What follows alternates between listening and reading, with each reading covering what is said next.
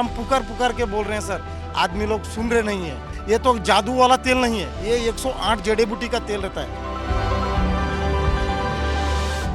जिस तरह का भाव राज्यसभा में था वो बाबा साहब भीमराव अम्बेडकर जी का अपमान है। और मैं तो फरक्काबाद के सांसद जी को देख रहा था, वो सर्टिफिकेट वाले सांसद हैं। अगर उनको इलाज दवाई की जरूरत हो तो उनके लिए सलाह यही है कि हम फरक्काबाद से डॉक्टर बुला करके फ्री इलाज करा सकते हैं उनका। केंद्रीय मंत्री अमित शाह की ओर से बाबा भीमराव अंबेडकर पर की गई टिप्पणी को लेकर देश में घमासान जारी है। इसी बीच 19 दिसंबर को संसद परिसर में सत्ता पक्ष और विपक्ष के सांसद आपस में भिड़े थे। इस धक्का मुक्की में भाजपा के 2 सांसद घायल भी हो गए थे। भाजपा ने आरोप लगाया कि कांग्रेस सांसद राहुल गांधी ने भाजपा सांसदों के साथ धक्का मुक्की की। इस घटना को लेकर अब समाजवादी पार्टी के नेता अखिलेश यादव का बड़ा बयान सामने आया है। अखिलेश यादव ने घायल सांसदों को लेकर बड़ा बयान दिया है, जिसे आप इस वीडियो में सुन सकते हैं।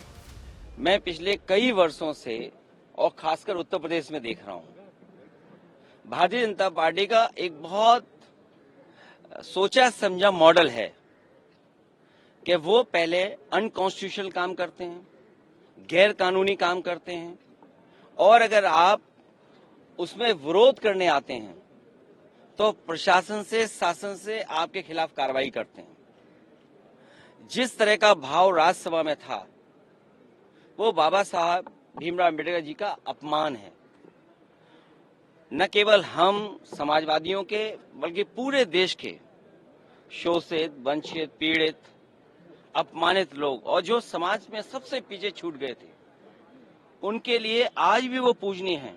आप किसी भी गांव में चले जाएं पूरे देश में, आज भी बाबा साहब को पूजने का काम गांव के लोग करते हैं। गरीब, हर समाज के लोग उनको भगवान की दृष्टि से देखते हैं। तो इस तरह की भाषा का इस्तेमाल करना न केवल निंदनीय है बल्कि शब्दों को वापस लें और माफी मांगने की जो विपक्ष की बात है उसको मानना चाहिए सरकार को। और सच्चाई तो ये है कि जो व्यक्ति माफी मांग लेता है वो बड़ा होता है। माफी मांगने वाला व्यक्ति हमेशा बड़ा होता है।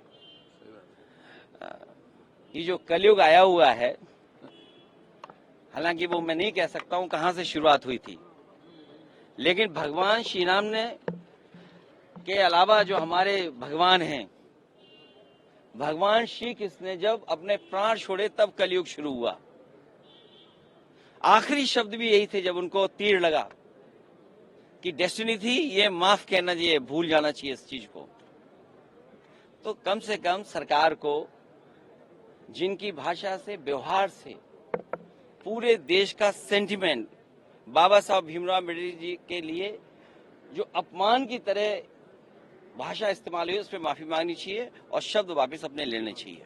राहुल गांधी पर एफआईआर हुई है सर, देखिए, ये हालांकि मेरी स्पीकर साहब से बात नहीं हुई और दूसरे पॉलिटिकल लीडर से बात नहीं हुई, लेकिन ये लोकसभा का परिसर है। इसमें सबसे ज्यादा सुप्रीम अगर कोई है तो स्पीकर साहब हैं। अब सोचिए आप, बीजेपी के लोग तो स्पीकर के साहब के ऊपर भी चले गए। हालांकि मेरी किसी पॉलिटिकल पार्टी से बात नहीं हुई, लेकिन ये जो परिसर है वो लोकसभा का है, तो स्पीकर साहब के पास हम बैठ करके बहुत सारी चीजों को सुलझा सकते थे। लेकिन मैंने जो बात शुरू में कही, भारतीय जनता पार्टी के पास तरीके हैं, उनके पास मॉडल हैं, अंडरग्राउंड पॉलिटिकल उनके पास राय मशवरा आता है। वो कब ध्यान हटा दें, और पहले तो खुद अनकॉन्स्टिट्यूशनल काम करते हैं, पहले खुद गैरकानूनी काम करते हैं, और फिर शासन प्रशासन से ऐसा कुछ करते हैं जिससे कि दूसरे पर आरोप लग जाएं।